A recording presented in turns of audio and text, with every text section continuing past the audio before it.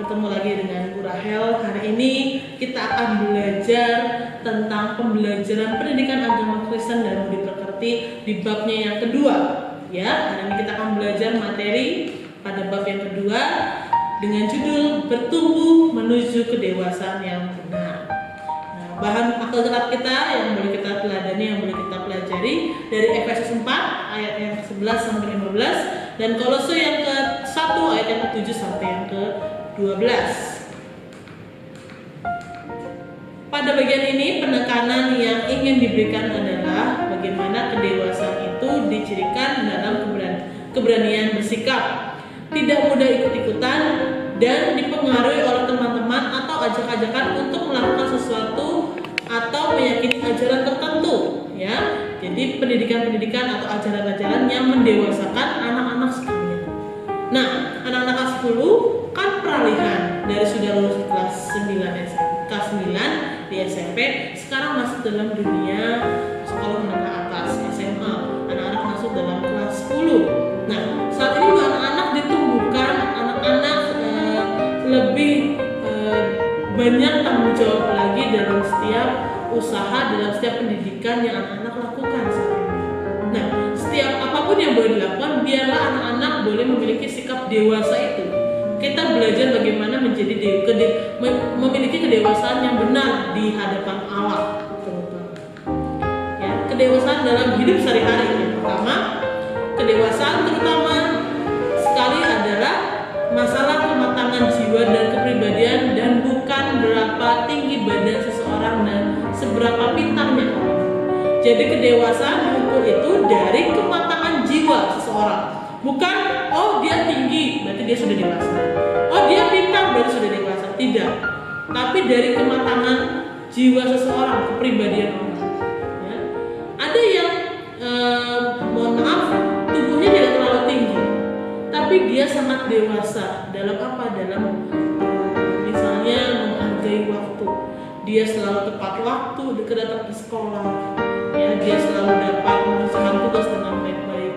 Jadi kematangan jiwanya, apa? Dia bertanggung jawab atas dirinya. Saya harus bertanggung jawab atas tugas-tugas saya harus bertanggung jawab atas setiap apa yang boleh saya lakukan. Itulah kematangan jiwanya, kepribadiannya sudah terpupuk dan menjadi dewasa. Walaupun secara fisik dia belum dikategorikan menuju dewasa, tapi kematangan kadar kedewasaan seorang tidak diukur dari fisik, ya, diukur dari kematangan jiwa dan kepribadian seseorang.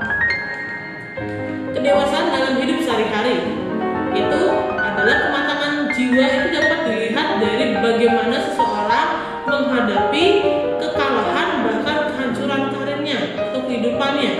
Orang yang matang dan berkarakter kuat tidak akan mudah takluk oleh hal-hal seperti itu. Ia akan segera bangkit dan membangun kembali dirinya dari kehancuran yang dia alami. Orang yang dewasa dan berkarakter pun tidak akan mudah dipengaruhi oleh kekuasaan. Maksudnya apa?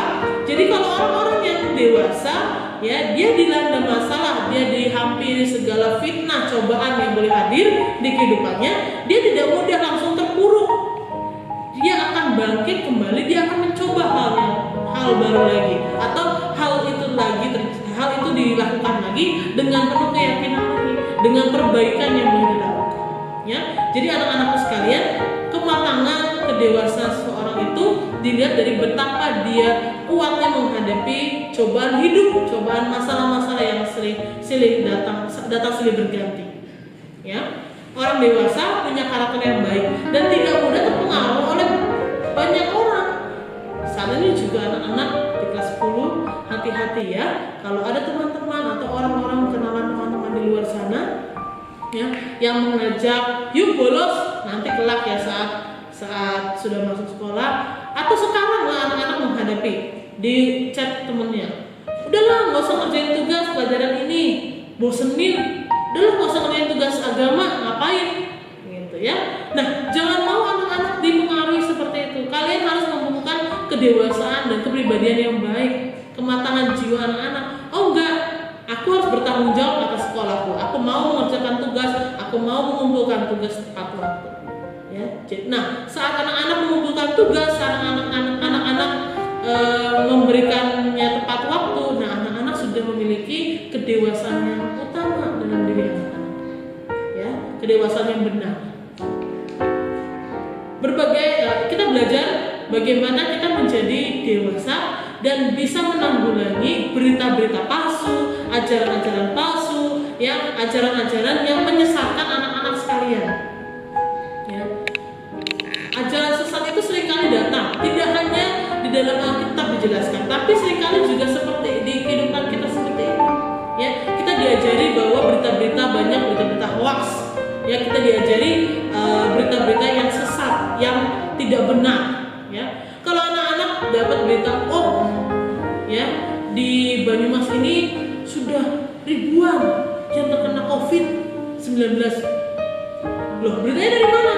Dari sini, dari mulut ini. Jangan mudah langsung percaya. Anak-anak cari tahu kebenarannya, cari berita, cari artikel, ya, baca koran, ya, dimanapun disiarkan, berapa jumlah di setiap daerah, bagaimana kondisinya sekarang. Jangan mudah termakan berita simpang siur. Anak-anak harus cari kebenaran. Nah, ada judul berbagai ajaran sesat yang boleh kita pelajari, yang boleh mengantisipasi diri kita. Mungkin ada yang bertanya, mengapa pemerintah tidak melarang saja aliran-aliran sesat seperti itu? Jadi pemerintah, udah tahu aliran sesat, kenapa masih diperbolehkan? Ya, seringkali kita berpikir seperti itu. Nah, masalahnya tidak sederhana.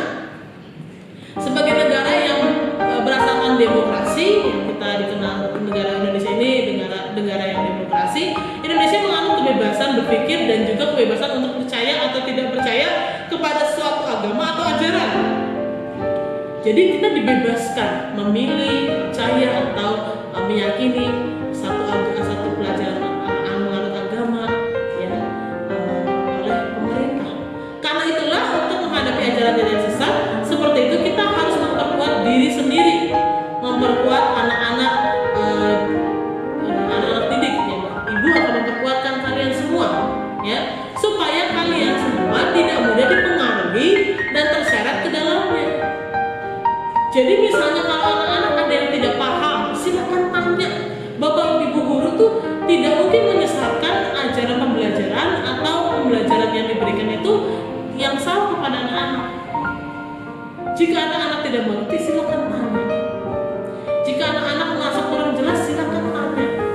Ya, apa yang menjadi persoalan, apa yang menjadi ketidaktahuan anak-anak, supaya tidak terjadi kesalahan, tidak terjadi ajaran-ajaran yang menyesatkan anak-anak. Ya, anak-anak jadi, aku nggak bisa nih pelajaran matematika yang ini. Ya wes lah, aku ngisi ngasal aja. Yang penting aku jawab, yang penting selesai tugas. Ya, padahal kalau anak-anak tanya ke gurunya, ya, akan dijawab dengan baik, akan dituntun supaya anak-anak bisa mengerjakan. Kalau anak-anak mau dituntun, anak-anak tanya, mendapatkan hasil yang baik, yang puas siapa? Ya diri kalian masing-masing. Yang merasa, oh ya, aku mendapatkan pembelajaran, aku mendapatkan ajaran yang benar, nilaiku jadi bagus ya. Nah, yang mendapatkan kesenangan ya dirimu, bukan orang lain. Ya, saat kalian sudah menerima ajaran yang benar. Kemudian berbagai ajaran sesat lagi, pembahasannya tentang ajaran sesat tidak hanya berbentuk ajaran agama saja, ya. Ibu jelaskan tadi sudah dijelaskan bahwa tidak hanya agama saja, tapi ajaran-ajaran sesat dalam kehidupan kita sehari-hari itu banyak terjadi. Berikut juga yang berita-berita palsu, ya, berita-berita hoax yang kita terima. Makanya ibu meminta kepada kalian, jika menerima berita, menerima ajaran, cari tahu lebih dalam apakah ajaran itu benar, apa salah. Ya. Tetapi juga dalam bentuk rayuan yang mengajarkan bahwa hidup kita akan jadi sempurna dan bahagia apabila kita membeli dan memiliki sebuah benda tertentu. Misalnya, kalau kamu punya HP ini, kamu akan bahagia. Kalau kamu punya motor, kamu akan bahagia. Kalau kamu punya barang-barang lainnya yang branded, ya kamu akan bahagia. Ya. Itu ajaran yang salah, tidak valid istilahnya. Mana ada, misalnya kalau kita punya motor, terus kita dapat ajaran yang benar.